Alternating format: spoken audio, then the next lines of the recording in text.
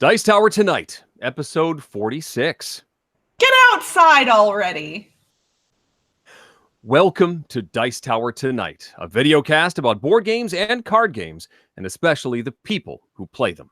On tonight's show, we're celebrating the start of summer vacation by talking about some games you can play outside. Plus, I have a challenge for Crystal and the chat. We discuss some recent games played, and we answer questions from the audience live. I'm Eric Summerer, and joining me now, the Jessie to my Woody, Crystal Pisano. Aw, Toy Story reference. I like it. Toy Story 4 opens in like a week and a half.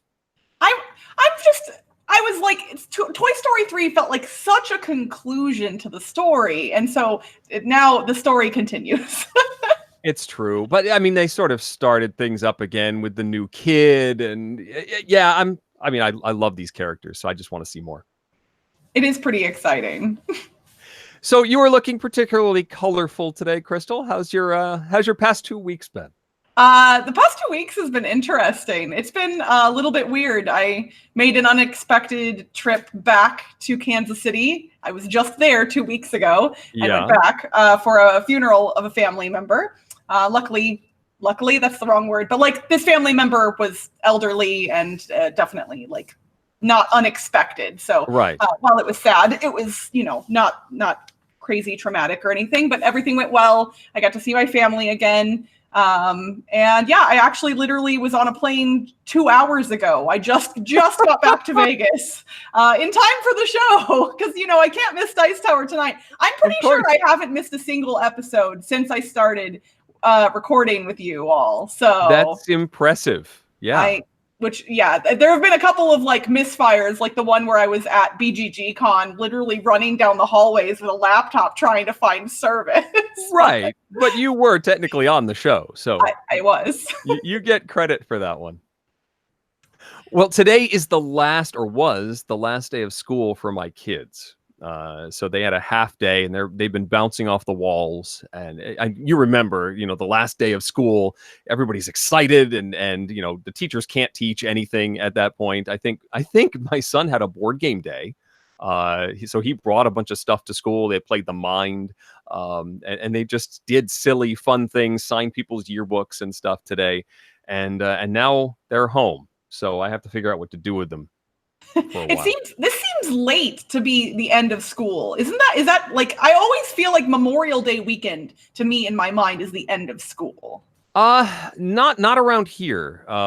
Certainly it's actually earlier than it was last year. If you remember, we had a tornado a year ago, and that added enough days to the calendar that we weren't done until almost the end of June. Oh, wow. And it actually bled into camp. So we had to take the kids out of school for the last couple of days so they could start camp on time, which was weird. That's year we have strange. A little bit more time before camp starts, which is good. So what time do they go back in the fall? Like, is it later? It's very end of August. Okay. Like last week in August, or maybe even last day of August. It's into September, that's the first week of school. I think the week before Labor Day, I think, is usually back. Okay. Yeah, cool. Yeah. Well, I at least you've got board games to entertain them. Yes. If nothing else. We do have that. And in fact, I did play something with them just last night. We had our family game night. It was my pick, and I just got a new supply of unlocks. This is part of the new set. I think the most recent set of Unlock Adventures. This is the Exotic Adventures. Crystal, we had talked before. You've played a few of these. If people aren't familiar with Unlock, it's one of the escape room style games that uses a deck of cards, and the primary mechanism is that you are combining, say, a key that'll be a blue card and a lock, which will be a red card, and you put the two together, add the two numbers, and look up in the deck to find the combination of those two numbers, and that hopefully moves you forward. There's also an app that does some puzzles and combinations and stuff like that, and there's also the timer for the game, and you usually have an hour to work your way through the deck and get to the end. The reason this is the Night of the Boogeymen, the art style is it's sort of cute, spooky, if that makes sense. You've got a kid, and there's monsters that are plaguing him, but he's fallen asleep, and you have snuck into his room to take care of the monsters. I think there's 4 or 5 of them, and you have to figure out how to banish each one. But you don't want to wake up the kid. There's a couple of instances where you sort of startle him and you got to calm him back down. And the reason this was interesting for the kids is that this is the easiest difficulty level. They have sort of a 3 lock rating system. This is the easy one. And I thought that the kids could sort of take the lead on this. In previous adventures, sometimes the kids get frustrated and we hit a wall and I'm sitting there staring at cards trying to figure out how to put them together, and the kids eventually lose interest and wander off, and I sort of finish the adventure myself. That didn't happen here. The hope is that they would stick with it the whole time, and they did, which is good. One of the things that I love about Unlock is that usually it's totally redoable. Like, after we're done with this, we can take the deck, put it back in here, even put it in another container and show it off to somebody else. And it is the same experience for the next set of people. This one does have an additional component that gets manipulated in some way. Not quite destroyed like the exit games, but it is manipulated such that it's marked, if that makes any sense. I don't want to spoil any more beyond that. So if you're worried about... I haven't played it, so for the audience's sake, I would imagine that's something like folding or something along those lines. But since I don't know, it's not a spoiler. It's not destroyed. It can be redone, and it doesn't hurt that much, but it is enough that someone would pick it up and go, oh, something has been done to this, and it looks like it's going to be this. So that particular puzzle or manipulation is sort of skipped, basically. Still, the puzzles weren't too bad. The logic made sense. The kids understood it. There are always a couple of things where you're thinking the wrong thing and not quite getting what the designers are trying to figure out. And we got a bunch of penalties entering wrong codes. They knock a couple of minutes off your time, that sort of thing when you make a mistake.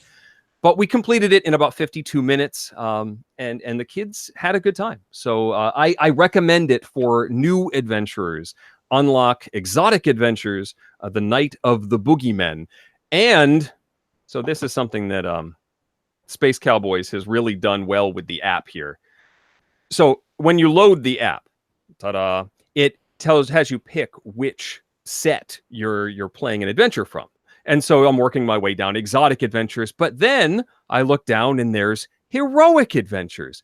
Wait a minute. I don't know about these heroic adventures. There's one about a video game. There's a Sherlock Holmes one. Looks like an Alice in Wonderland. This is like it's built-in advertising for the new set. And now I want those. That's great. And it's not like in your face about it. It's not like, here, buy this thing. It's not a pop-up. It just exists there and makes you interested. Yep. It doesn't update. And when you go to play one adventure, you go, oh, wait, there's more. So, yeah, I'll be making some more Unlock purchases soon. I've enjoyed the Unlock games. I prefer the exit games generally. Only, like, the thing that bothers me about most of the Unlock games the most is that they tend to break their own preset rules more often than I enjoy. Like, they have those preset rules about you add the blue and the red cards together, but then they kind of deviate from that in certain scenarios in ways that I don't find enjoyable, because like when they say this is how you do a thing and then they break their own rules, it's hard for me to kind of get out of that mindset and figure out something. Yeah. But yeah. Yeah, that makes sense. Occasionally they'll do that, and sometimes that's the aha moment. Oh, wait, they're bending the rules here and using this in a way I didn't expect. But at the same time, when they do that, they risk that you would never think that way because they've laid out the parameters. And you're like, no, I can't do that. I'm not going to bend this card because I'm not allowed to do that. Yeah. And yeah, I get what you're saying. That can be a little tricky. I'm also not a fan of the teeny tiny hidden numbers on cards because, like, to me, that's not a skill. Like, having good vision and poring over tiny things on cards to me is not enjoyable at all. So anytime that we get the new cards out, I'm like, okay, before we look at anything else, pick it up, hold it close to your face, stare at it for a little while. Okay, no numbers, now we move on. One other thing here is that there are, for each of the demons you run into, the boogeymen, there are constraints. It's like play constraints that you have to play under until you've banished that particular baddie. Again, I don't want to tell you exactly what they are, but they are, methods of communication and things you're allowed to look at and discuss, and in constraints that made it hard for us to work through the puzzles in quite the way we expected to, our usual method of playing these games. And so some of that poring over cards before we do anything else, we couldn't do because we had to play a certain way with these boogeymen. Huh. Okay. Well, that's pretty Neat cool. twist. So what was that? What was the name of that unlock again? The Night of the Boogeymen. Night of the Boogeymen. All right, cool. Well, I'm going to tell you about a game that I played today, actually, right before I left Missouri. Okay. But before I do that, I wanted to show you something, Eric. I found a game on eBay that's from 1994 called Battle Dome. Somebody else had tweeted about it a while back, and this is just the lid of the box. But I just wanted to give you an idea of the size of this thing. Like, here's my little face next to the box. I can't even show the whole thing. It's like, okay, so that's the box lid. I have it mostly assembled right now. There are some pieces that don't stay on very well unless it's actually sitting on a table. But this is Battle Dome. It is essentially 4-player multiplayer pinball. So these little things go on the sides of all 4 corners here. Oh you've my! You've got your little pinball flippers. Every player does, and then this dispenser here up at the top is controlled by a winding mechanism, the same as you would find in like old categories games. You know how you would wind up the timer and then click it on? Yeah. Same kind of deal here. When I click it on, you can hear it running. Yeah. It's you put all the marbles up top here and it spits them out the middle, and you just play pinball basically. There's probably more rules than I actually give it credit for. I just have fun with it, but there's little bells and spinners in here, and it's so much fun. I just had to show. Look how ridiculously huge it is. I could wear it like a hat. Look at this. No, but does it go back in the box? Can you disassemble it and get it back in there? You can disassemble it. I just have chosen not to for the sake of being able to show it on the stream. It's not that hard to put together, actually. Even with this, so it's got this mesh on here to keep the marbles from flying all over the place. They still do a little bit because everybody's, using their flippers all frantic and whatnot. Right. But it's pretty well constrained. I do need to glue some of these stickers down because they, they're from 1994. They've seen better days. But I wanted to show you because it's ridiculous, and I know you and I both have a love of nostalgic games. So that's Battle Dome that I got on eBay. Now let's go from the very, very big to the very, very tiny. Wow.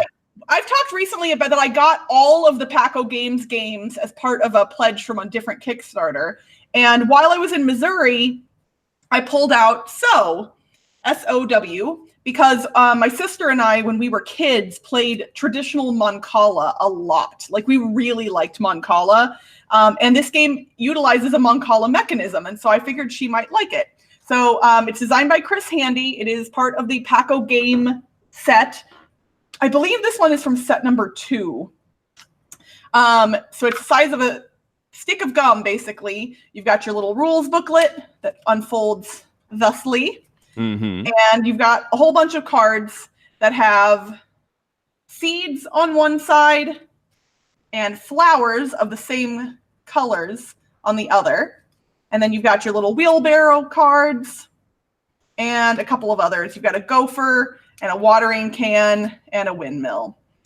Basically, you set the cards up in a little pattern that was here on that rule book, so I can kind of show you. It's kind of a circular pattern of sorts, where the wheelbarrow's in the middle and then all the cards around it. And you play a Mancala-like game where you're picking up a single set of cards of 2 or more and then dropping those cards off around the circle. And if you drop off seeds as your last card, you get to flip them over to flowers, and maybe even some of the other cards in the row you drop them off in will turn into flowers as well, depending on if they match the color. And if the last card you placed was already a flower, then you get to pick it and add it to your bouquet. So you put it in front of you. Every player has a secret color that they are looking for, and those are on the back of the wheelbarrows. So at the beginning of the game, you look at the back of the one that's facing you, and that determines what your secret color is. And you'll score more points for flowers that have your secret color either in the middle of the flower. That's how you'll score the most points. And if the color is on the outside of the flower, you'll score a little bit less. And then if the flower doesn't have your color in it at all, it'll score even less. So everything is worth points, even if it doesn't have your color in it, but you'll score more for flowers that have your color. And you're literally just dropping off seeds to plant flowers and then picking flowers. But you only get to pick the flowers from your wheelbarrow. And what happens is if other players end up making flowers on your wheelbarrow, you get to collect them. So other players are trying to, if they end up giving you flowers, obviously give you ones that they think aren't your secret color. And if you're doing it, you're trying to get your secret color. Once there are only 1 or 0 cards in every little section around the board, the game ends. So it only takes like 10 minutes to play. It's really quick. Wow. But it's really fun. And this one feels, of the Paco games, this is one of the ones that feels like a much bigger game than you would expect from a deck of cards that's this size. I really like this one. And I asked my sister after the fact, I said, I didn't make this game. I don't care, what your opinions are, but I'd be curious to know what you thought of it. And she said she really liked it. She said it's one of those games that the first time you play, like even if you know what Mancala is, seeing the strategies as far as the seeds and the flowers go was difficult for her the first time. But she was like, I could see, on a second or third play, picking it up really quickly and being able to do better. So she enjoyed it, and that made me happy. So that is So by Chris Handy and cool. Perplexed Games. I really like it. As far as these ones go, I would say it's probably near the top of my list. Neat. So when you pick up a stack of the cards, can you put them down in whatever order you want, or do you have to lay them out in the order that they're already down on the table? You get to choose the order that they go down in. And so those other cards, the extra ones that have the special things on them, the windmill and the gopher and the watering can, those are considered garden actions. And if you can ever get these 2 cards to end up in the same column at the same time, even if it wasn't your last one, then you get to take a garden action. And with the windmill, it reverses the direction that you're going to be going around the circle. The gopher will allow you to remove an entire row from the game, and the watering can will allow you to take a single flower of your choice from anywhere on the board. So those gardening actions can be really powerful too, especially if the colors you need aren't, that you would like. But yeah, you can drop them off in any order you want. So you can very deliberately choose oh, I see that there's already yellow flowers over there, so I want to make sure I put a yellow flower as the last card in that row. Very neat. Cool. I like it. Cool. So it is my turn to come up with a challenge for you, Crystal, and for our live audience. And if you are a fan of classic game shows, today is a big day. The ABC television network is bringing back 2 classic game shows back to the airwaves. And while I would love to play Pressure Luck right now. No whammies, no whammies, no whammies, no whammies. Big bucks, stop. I don't quite have that technology. So we're going to go with the other one that is premiering this week. That is Card Sharks. Now, when I was little, we'd play Card Sharks all the time. My siblings, we just get out a deck of cards. This is the game where you have to call higher or lower with a sequence of cards and try and get to the end of a row. So I'm actually going to tilt my camera down just a bit here so that we can see my makeshift. I'm going to move over a little bit. There we go. I have my little Litco accessory for Power Grid. I have 2 rows. And the object is to get from one side to the other. And so if, say, this was a 5, you can say that the next card will be higher or lower than a 5. And if you are correct, you get to continue. Each time you can continue to say higher or lower, or you can freeze, and then you save your position, but then you're sort of tossing up whether you get another shot at the board. Now, the way you're going to get a shot at the board is by answering a question. I set a whole bunch of questions out to the internet at large, board gamers in general. They were yes or no questions. And you are going to guess whether a certain population has said yes or no to one of those questions. And I'm going to give you a percentage. You have to say whether the yeses were above or below that percentage, Crystal.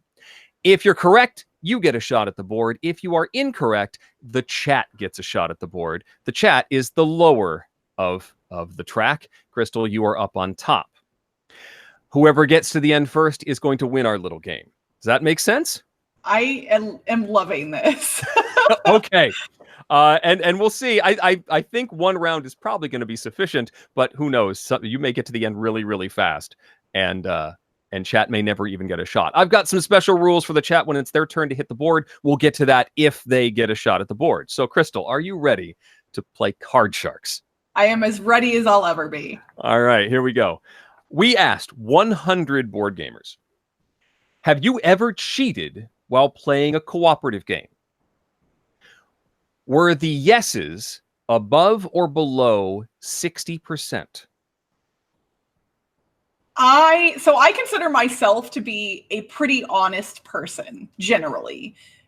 And I've definitely cheated at a cooperative game before. It's always been with the agreement of everyone there. It's never been a secretive thing. But I'm going to guess that the number is higher than 60%. You say higher than 60%. The answer is 56%. No! So I'm sorry. The chat is going to get the first shot at the board. I'm going to actually reveal the first card here. The first card for the chat is a jack. Now, here's how this is going to work, chat. I'm going to take the fifth answer that I see.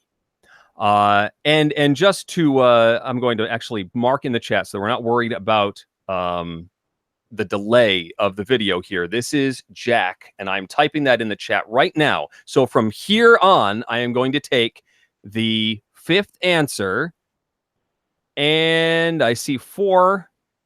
I need a fifth.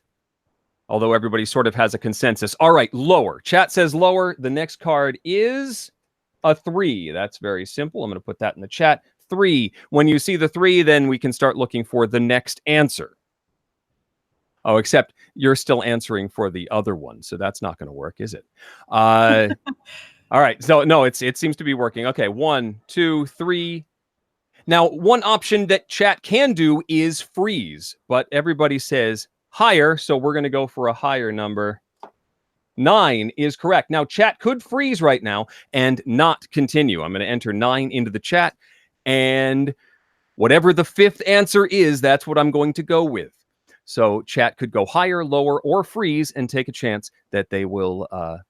All right, I see an answer. I see an answer. I see a third answer. I see a fourth answer. And fifth says freeze. Chat is going to freeze. Okay, there we go.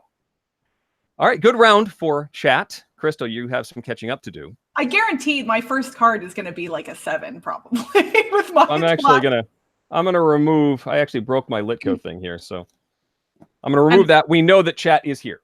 And I have frozen it on your video feed, so when I'm talking, it's not going to take away from the cards. Oh, sure. That works.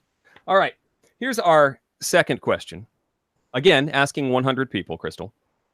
Have you ever accidentally purchased a game or expansion you forgot you already owned? Were the yeses above or below 20%? Oh. I can't imagine that this has happened to a lot of people. I'm going to go lower. You're going to say lower. The answer is 27%. Oh my gosh. So now here's the chance. We've got, I'm going to say that we have a 9 right now for chat. Chat has the ability to keep this card or switch this card. I'm assuming they're going to want to switch, but I'm going to take the Ace is the highest card, by the way, according to Nick has a question here. So I've got one person saying change the card, but that's the first answer. Am I changing or keeping the card? That's a second switch. They say switch. Change out the 9. Change the card and switch. Okay, we are switching. Your new card is a king. Oh, come on. I know. We might have to do this again. All right, I have a king on the board. A lot of folks are answering for the switching. All right, I have 1 answer. I have 2 answers, 3 answers. 4 answers, and they say lower. And is it lower? If it's lower than the king, chat wins. It is. It's a jack. Yay, chat All right. wins. We have to do this again, I think. Crystal never even saw any of her cards, so I think I'm never going to got leave to those see there. a single card. What am I supposed to do? It just rigged. It's rigged for the chat. It's rigged. The whole thing is just a big old... All right. So I'm going to lay this out. Crystal, I'm going to give you your next question. We're going to do another round. Let's see if it's the best 2 out of 3, shall we? Have you ever attended a convention in costume? Are the yeses above or below 15%? Attended above a convention. Or below 15%. Have you ever attended a convention in costume? So it doesn't even specify board game convention, although I imagine that the majority of people responding, those are the types of conventions they go to. But there are lots of conventions where people dress up. So, and I would imagine a lot of board gamers also go to other cons like Comic-Con, things like that. So I'm going to say higher. You're going to say higher than 15%? Yeah. The answer is 8%. What? So once again, chat is going to get a shot at the board. Chat's going to run it again. Chat gets a 5. So I'm going to enter 5 into the chat. And we're going to take answers. You can't change out the 5. You have to play the 5, chat. So I'm going to look for a higher or lower than a 5. What do you think it's going to be? I see 1 answer. I see 2. I see... Oh, here we go. 3 and 4 and 5. Higher is what we're looking for. Is it higher than a 5? It's an 8. Oh. 8 is the number for the chat. So now we're looking for 8. I'm going to give it a quick second, and yeah, there's a little bit of a pause. So, chat, higher, lower, or freeze for the 8. I see 1 answer. I see 2. I see 3. I see 4, and 5. Higher than an 8 is the 5th answer. So we're going to flip this. Is it higher than an 8? No, it is a 4, which means you go back to the beginning. Chat. All right. All right, Crystal, that's a big opening for you. I get a chance again. While listening to a podcast, have you ever yelled or spoken back to the hosts as if they could hear you?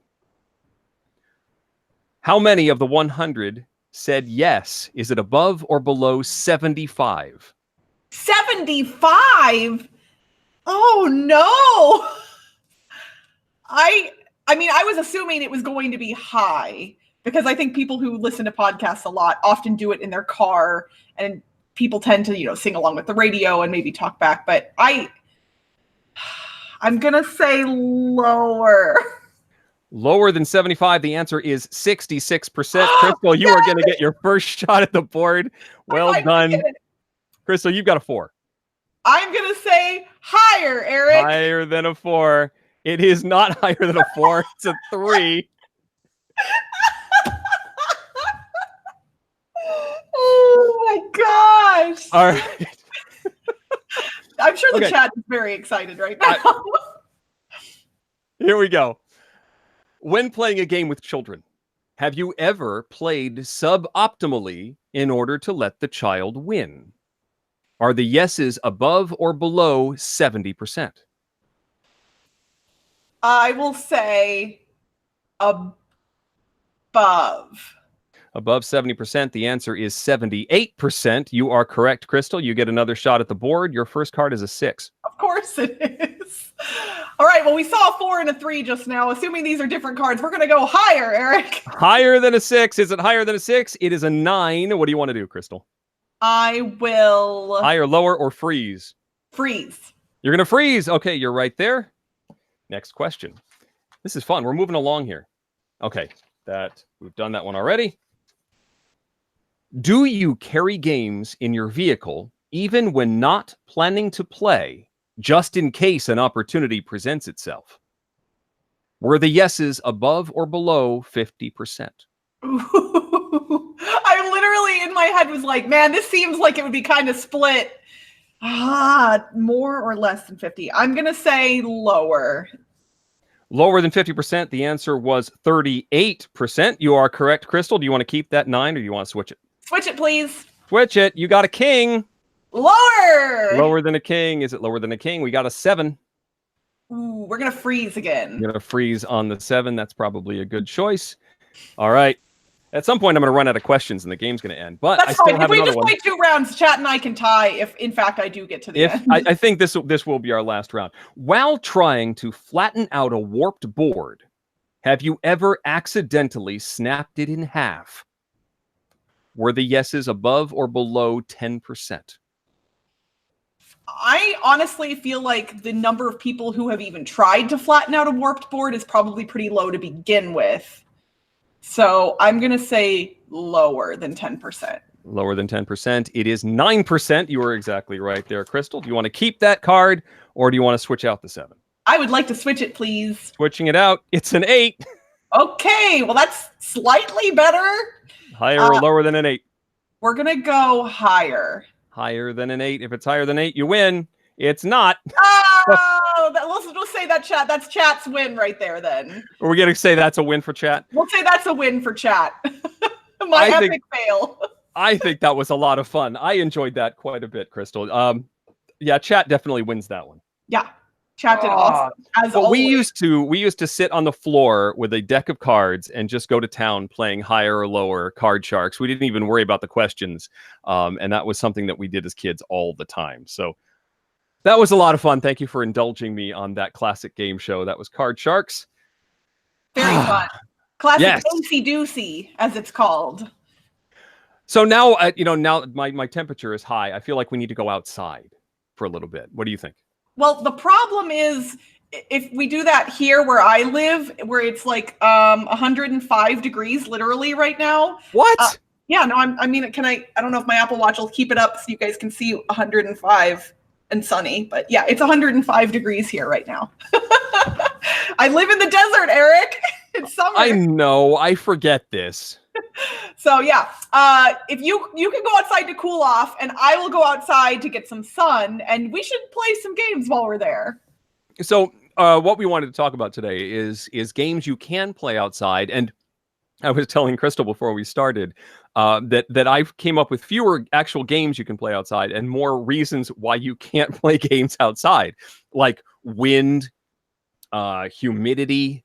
I hear, it's possible here in Connecticut to play some games outside if there's not a whole lot of wind and you can go outside and maybe be under a shelter, a picnic shelter or something. But I hear like in Florida where Tom and the crew live, you can't do that because the humidity is so high that you bring out cards and after 20 minutes, the cards start to feel sticky and soft and you don't want to do that. Bugs. I just don't like bugs in general. So what can get around these problems, Crystal? What are games you can play outside? Well, I think you hit the nail on the head that games that involve cards, especially if there's a lot of cards involved, are more difficult outside because of reasons like wind and humidity. So you're looking for games that don't have any cards or have very few cards. So if you're like, there's some abstract games that would work. Things like Blocus would work outside. All of the components are made of plastic in Blocus. Some dexterity games would work, like Jenga.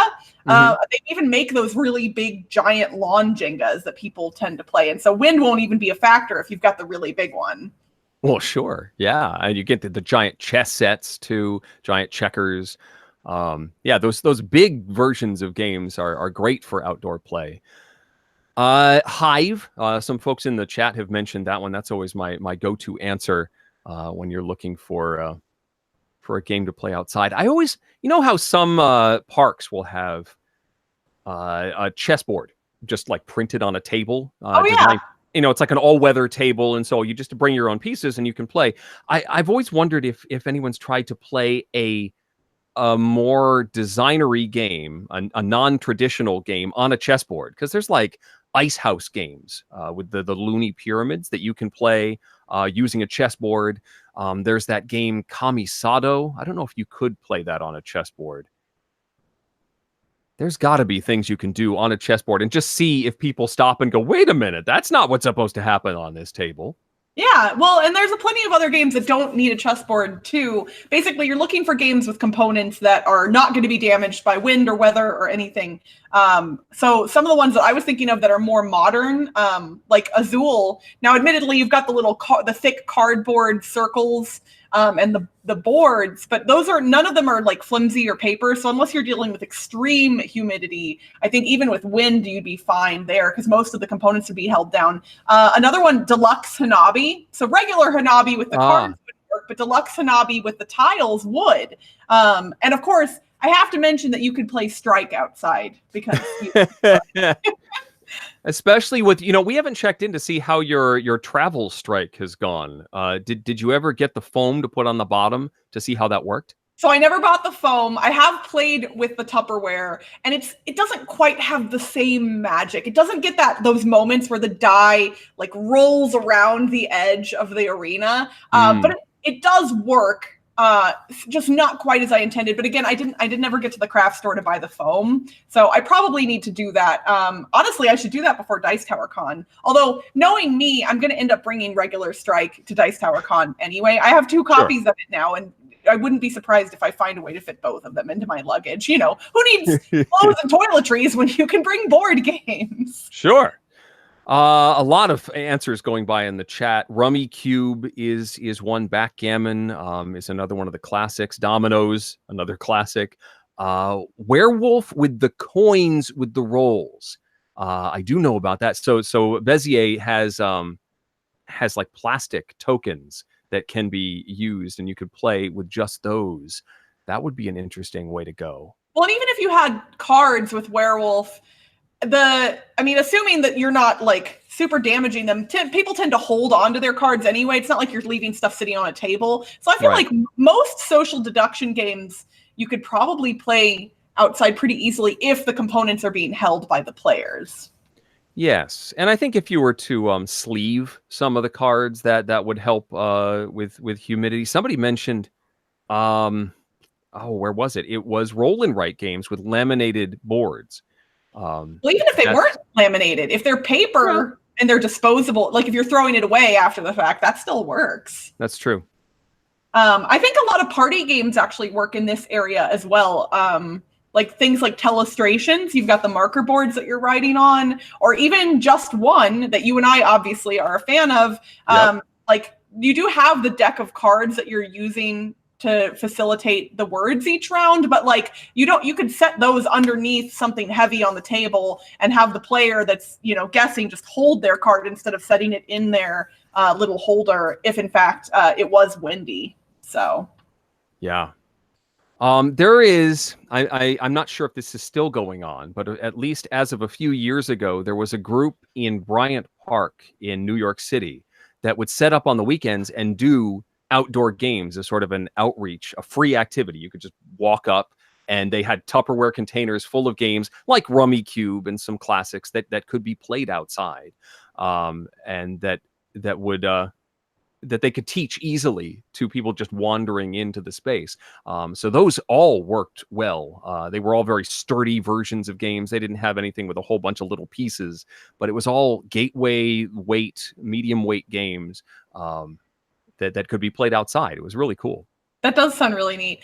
Somebody in the chat mentioned another dexterity game, Suspend.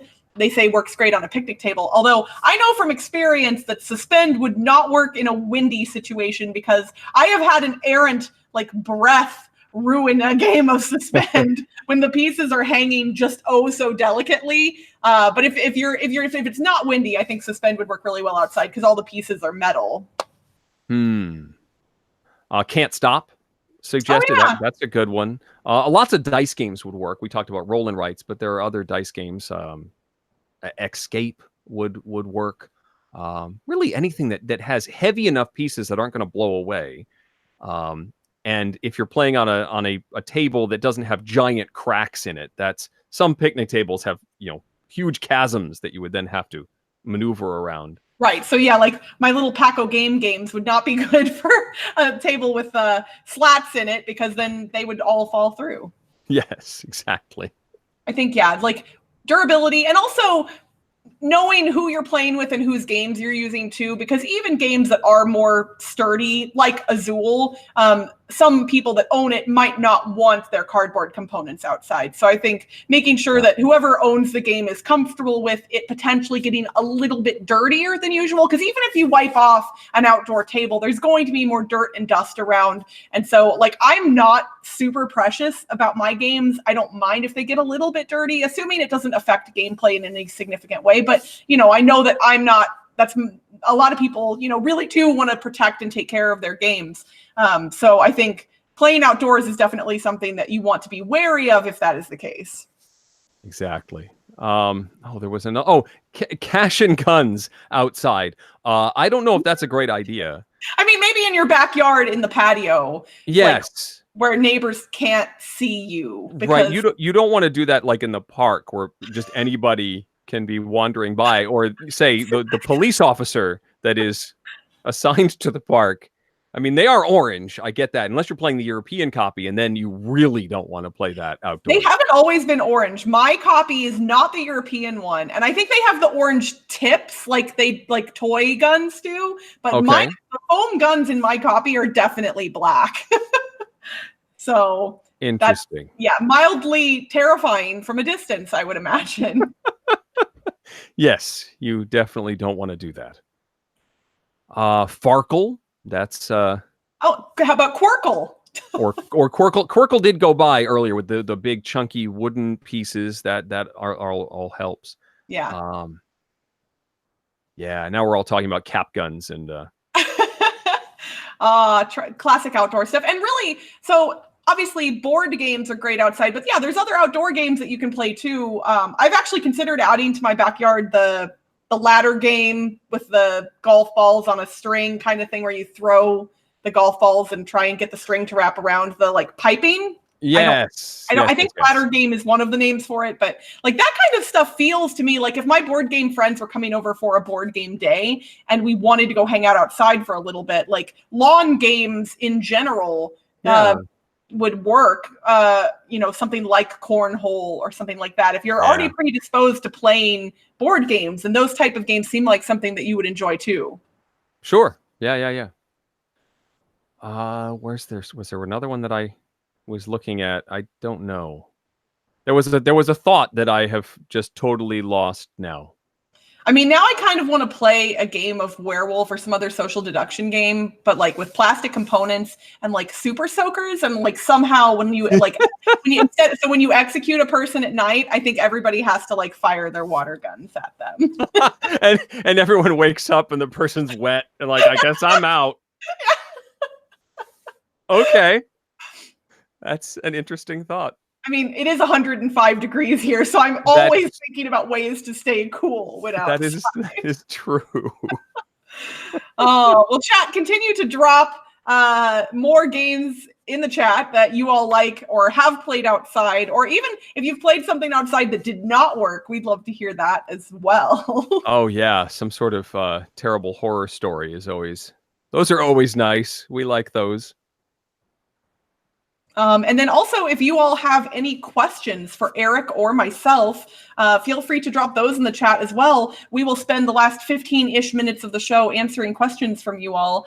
And we've got, we keep talking like con season's coming, and we know it's already here, but for you and I, like, we're really going to get into it here quick like.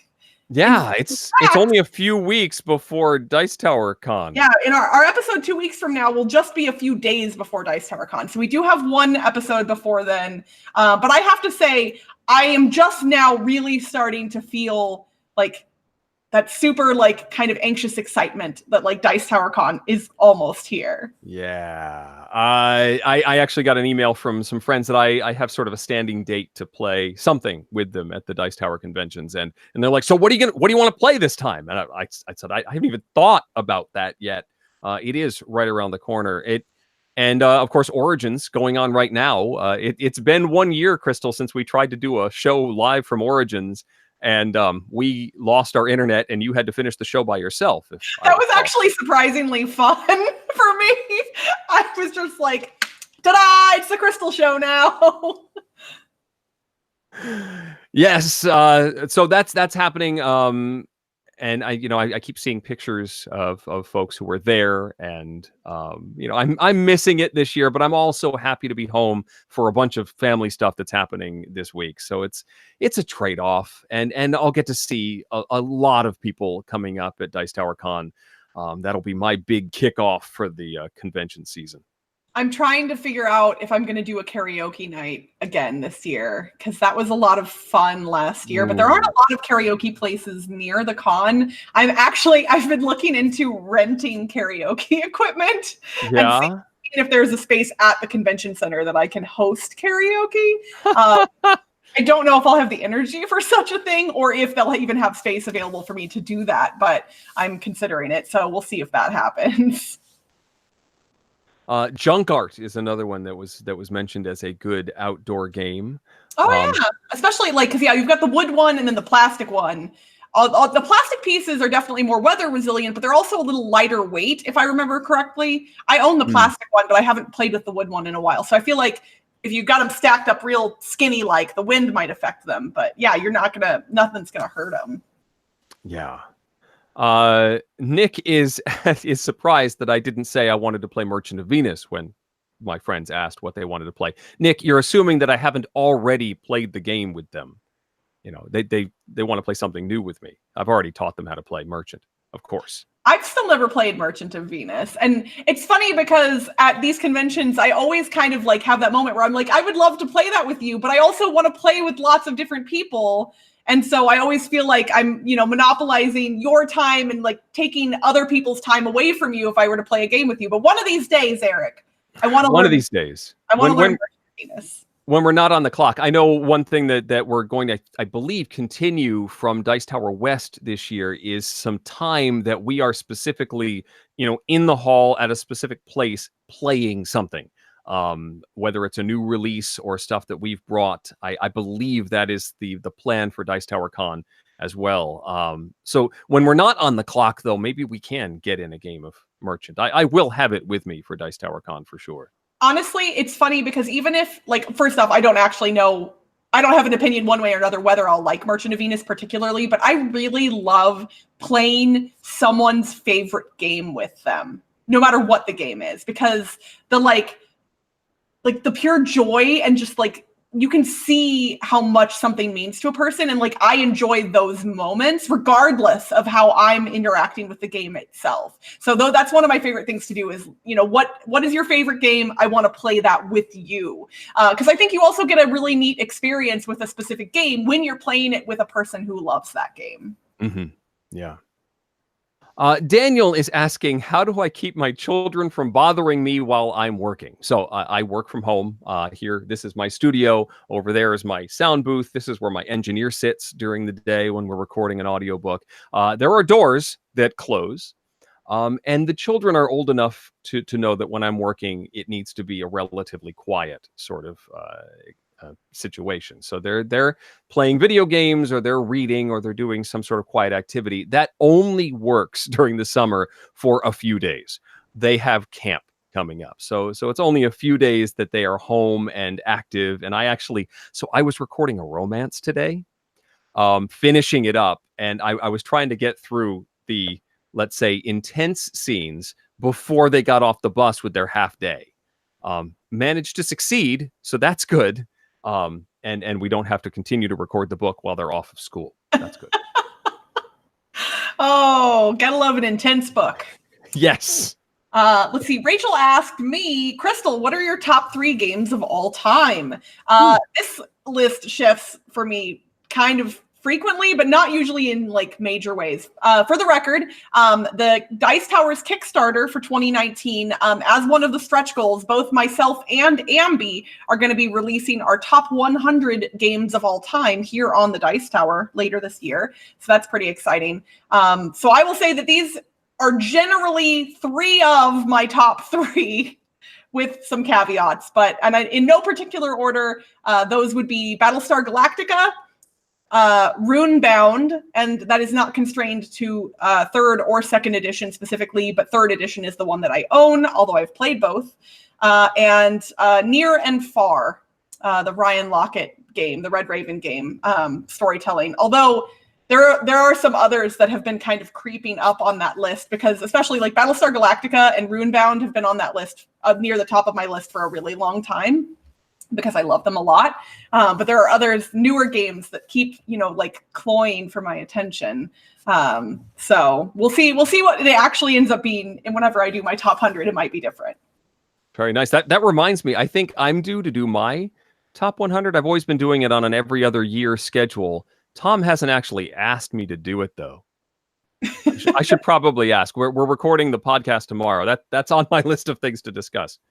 So is Tom going to do his top 10 roll and write games, since he missed the episode that you did with Mandy and Suze? I believe I'm actually still listening to the episode that posted yesterday, which would be 610. Tom gave his top 10 to Mandy and Suzanne, and they were going to talk about it. Okay. I have not gotten to that point of the show yet. Yeah, since I just got back from traveling, I am behind on podcasts from the past few days. So that's exciting. I was curious to hear Tom's top 10 roll and writes as well. Yes, I believe that's the case. And the episode that we're recording tomorrow that will air next Tuesday is our top 10 games that start with the letter E, which is a good segue because somebody asked about backing Egizia, and whether either of us have played the original version. I have. Have you played Egizia, Crystal? I cannot say that I have. Okay. It's a worker placement game, but it uses the river mechanism where once you've got the top of the Nile, I think it's the Nile, and then you've got the bottom, and you can jump as far down the Nile as you want, but on your next turn, you have to place farther along the river. So you can jump really far down to get some low-hanging fruit, but then your opponents get to gobble up all the actions and stuff that you skipped over without any competition from you. I really like it as a mechanism. It's a pretty cool game. The new version has the original version, and then I think it allows the river to be randomized in some way. It's got sort of a new edition twist to it. The new editions from Stronghold Games. And I was very interested. I did not back it, but I'm hoping to get to play the new version soon. That's very cool. Yeah, no, I don't know a whole lot about that one. So now you've kind of piqued my interest a little bit. Michael's asking, can I come to Dice Tower Con to play in Pandemic Survival? I'm not in charge of that. They are running Pandemic Survival at Dice Tower Con. There was a sign up. I believe it's full, but I managed to get in as sort of a waitlister when I played last year. Pandemic Survival, by the way, is the 2-player cooperative competition. So Crystal and I would be on a team and trying to complete the game faster or survive longer than the other players.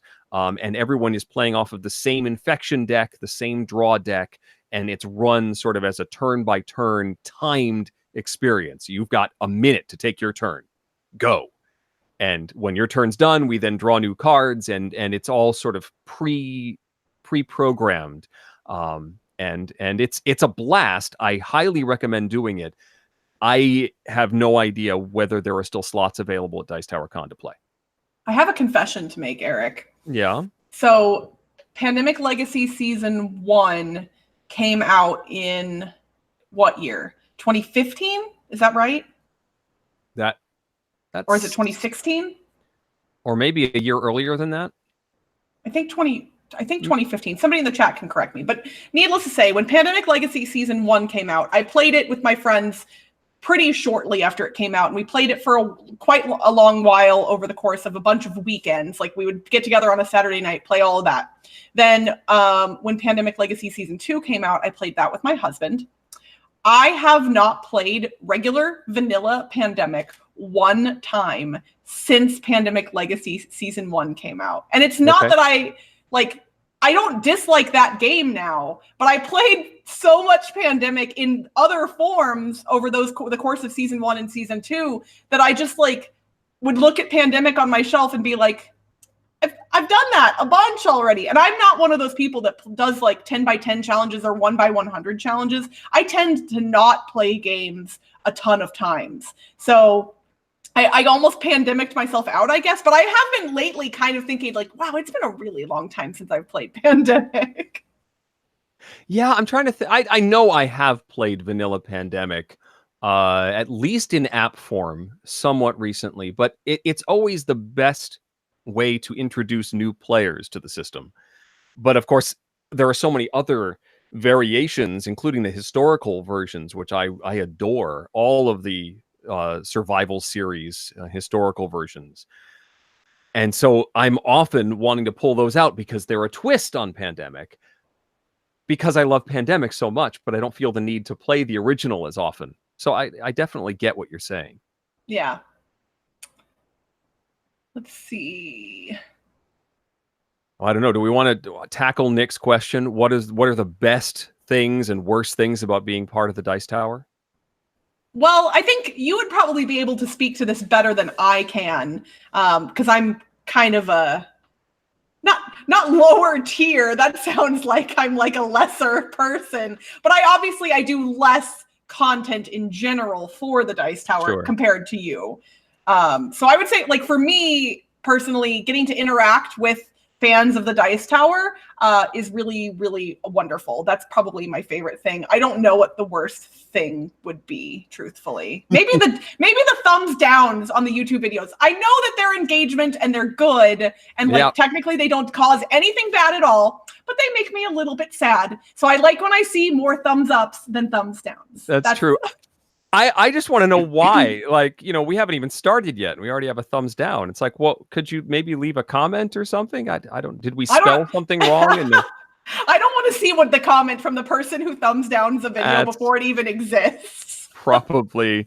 Yeah, that's probably the case. So the best thing is that being part of the Dice Tower has, and this is actually my 10th anniversary of being officially a Dice Tower co-host.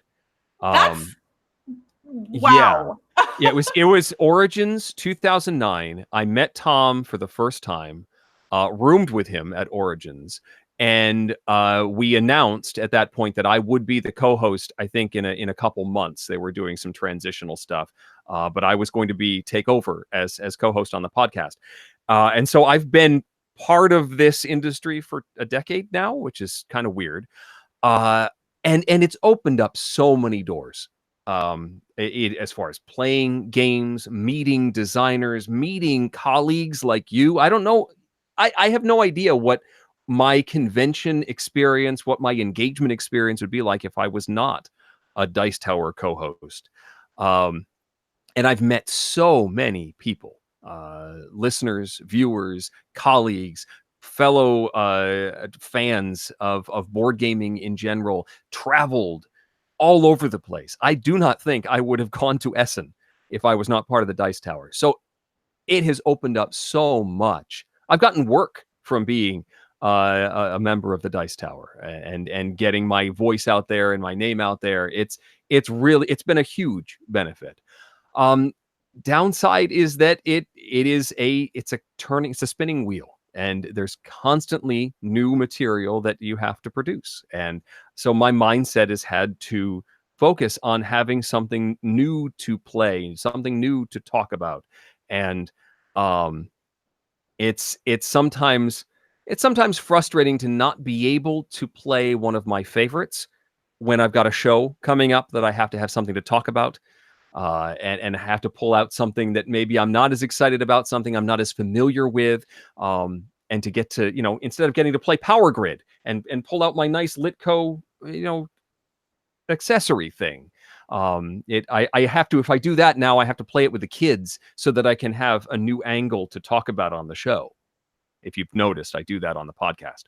So I mean, you have to talk about a lot of games between this show and the podcast and everything else. So yeah, I struggle with the same thing between my personal podcast and this. I actually talked about Battle Dome not too long ago on the podcast, but I figure duplicating content here is nice because then I can show off the big, crazy, huge thing. Yes, indeed. And honestly, for me, meeting new friends, whether that's listeners or co-hosts like you and I are very kindred souls. And I think we figured that out pretty quickly after we started making content together. Uh-huh.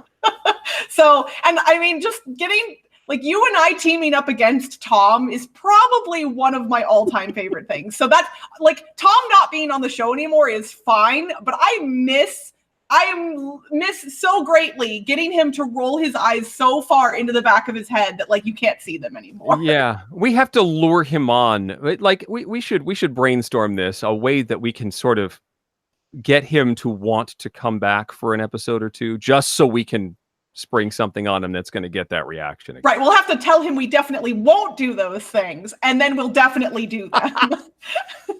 And he doesn't watch this show, I'm sure, so he won't have a clue it's coming. It's perfect. He will not be surprised in any way. He will expect us to make him roll his eyes. For sure.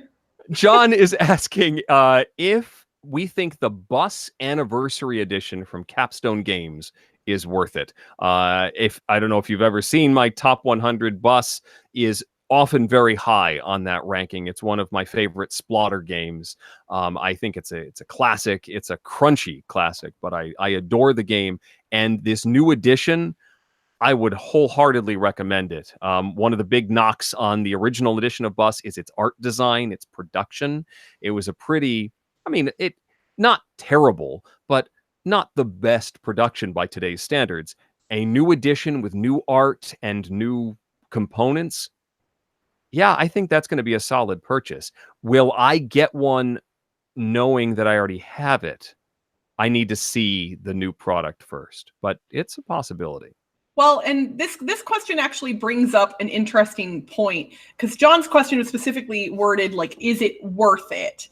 And I think that that's a difficult question to answer, because the worth of a particular thing is going to be different for every single person. It will depend on your disposable income and the game's cost, space available to store a thing. There's a lot of factors that kind of go into what a thing is worth. And I think I would argue that every single thing is worth a slightly different amount to different people. It's hard to kind of quantify what the worth of a thing is.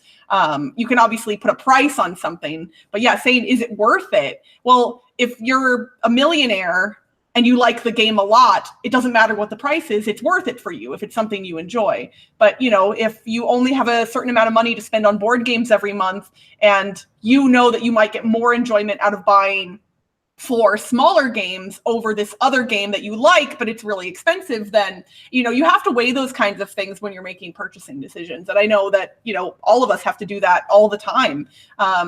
So I know I struggle with that. Like that whole, like, oh, cool stuff. If you order $100, you get free shipping. But like, do I really need to order $100 worth of games? No, like we can hold off or just like save up for a bigger purchase later.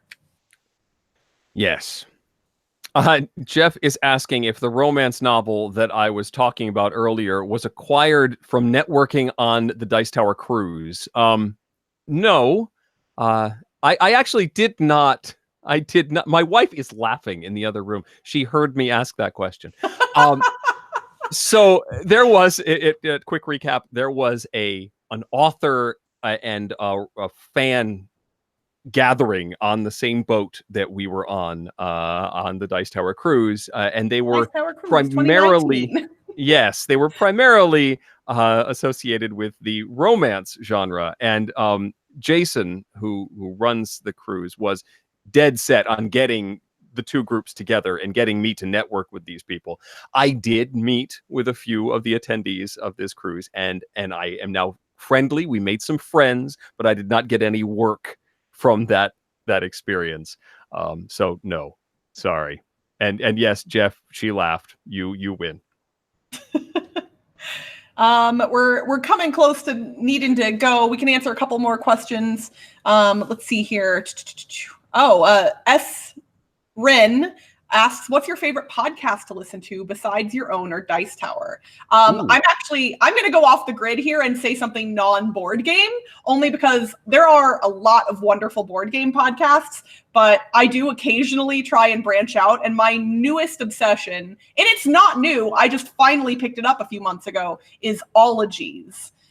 If you're not listening to Ologies, go subscribe immediately. So Allie Ward is the host, and she, for every episode, she interviews an expert in a field who is considered to be an ologist. So, like, for instance, a biologist or a, let's see, what are some other, a mycologist, which is a study of mushrooms, a buffologist, study of toads, hagfishology. She literally did an episode about the hagfish, an entire episode. And all of that, like, you're like, how could you have a podcast episode about hagfish? It's fascinating.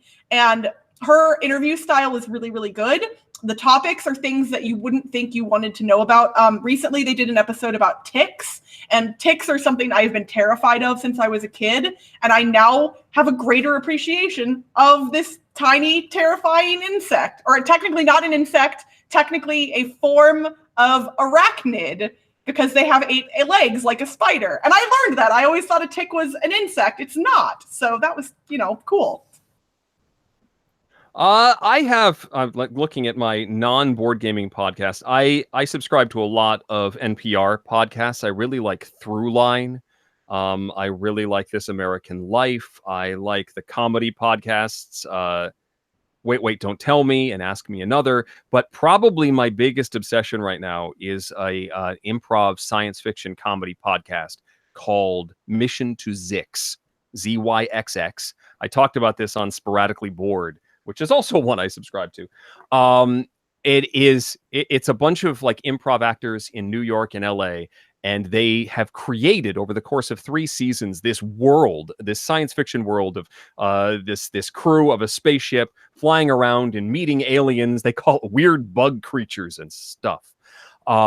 It's hilarious. Not safe for work, but a really solid program that constantly surprises me and has some of the best sponsorship ads I've heard anywhere, because they fold into the storyline. You'll get like a character, some one-off character that's talking about MeUndies, which sells underwear online or something, and then later on another character will meet them and say, "Hey, you're the underwear guy, aren't you?" And he's like, "Everybody's got a side hustle." It really fun, and they do the improv, and then it's produced with sound effects and music and all this stuff to make it a fully fleshed out drama. I love it. Mission to Zyxx, ZYXX. Very cool. But yeah, there's so many good board game podcasts now. I struggle to keep up with even a small portion of them, because there's so many people making really wonderful content nowadays. If somebody wants to hit me up on Twitter, I would be happy to provide a comprehensive list of my favorite board game podcasts, but we do not have time for that right now. Well, Brian Whipple in the chat said this is the first time he's watched Dice Tower Tonight. Welcome, Brian. Glad you're enjoying the show. Eric and I get up to these shenanigans every 2 weeks on Wednesday evenings at 6 p.m. Pacific, 9 p.m. Eastern. And we have a lot of fun here. Yes, and you can always go back and watch old episodes just to see us annoy Tom and get that eye roll. Oh, that eye roll. It's the classic. But I think it's probably time to wrap things up for this edition. What do you think, Crystal? Yes, I'm going to answer one more question only because I just spotted it. And okay. That was John Whitesnake asked if I saw the DS9 documentary. Yes, I did, in theaters. It was amazing. It was so good. When it comes out on Blu-ray in August, I want to say, I am definitely going to pick it up. I did not back the Kickstarter campaign or Indiegogo whenever they did that a few years back, but I want to get it. It was really good. And for anyone who likes Star Trek or television production and is interested about that kind of thing, the DS9 documentary, What We Left Behind, is definitely a good watch when it becomes available widely. Very cool. Yeah. Awesome. All right. Well, we'll wrap things up here. Eric and I will be back in 2 weeks, the week before Dice Tower Con. So we will probably be all giddy with excitement. But until then, I'm Crystal Pisano. I'm Eric Summerer. And you've been watching Dice Tower Tonight. Thanks for watching. Promotional consideration has been provided by game publishers in the form of review copies of games. Crystal and I will see you in 2 weeks for another installment. Our show is supported by viewers like you. Thank you. Dice Tower Tonight is produced by Crystal and me, with assistance from Tom Vassell, Roy Kennedy, and Rob Searing. That time the really old guy spun around really fast, provided by The Ancient World. Timothy Pinkham composed our theme, and hosting is provided by Cool Stuff Inc., where you can find great games at great prices at coolstuffinc.com. Give us your feedback on the Dice Tower Guild at Board Game Geek on Facebook or Twitter, or by emailing us at dicetower@gmail.com. And don't forget to visit the other shows in the Dice Tower Network. Find something new at dicetowernetwork.com. Until next time, from all of us at the Dice Tower, have fun gaming. And make sure to click that little thumbs up button below the video. Thumbs up, please. Please give us the smiles, not the frowns.